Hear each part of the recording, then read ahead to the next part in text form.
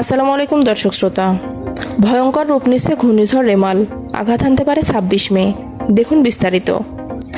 দক্ষিণ পশ্চিম বঙ্গোপসাগর ও তৎসংলগ্ন এলাকায় একটি লঘুচাপ তৈরি হয়েছে, যা ঘনীভূত হয়ে ধাপে ধাপে ঘূর্ণিঝড়ে রূপ নিচ্ছে। এটি আগামী ২৬ মে সরাসরি বাংলাদেশের উপকূলে আঘাত হানতে পারে ঘূর্ণিঝড় রেমাল বলে জানিয়েছেন আবহাওয়াবিদরা। বুধবার এসব তথ্য জানিয়েছে আবহাওয়া অফিস।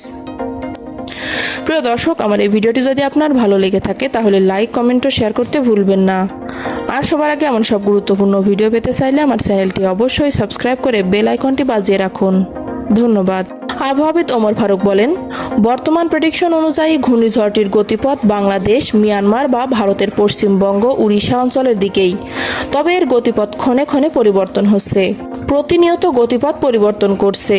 রাতে একটা গতিপথ থাকছে, আবার সকালে আরেকটা।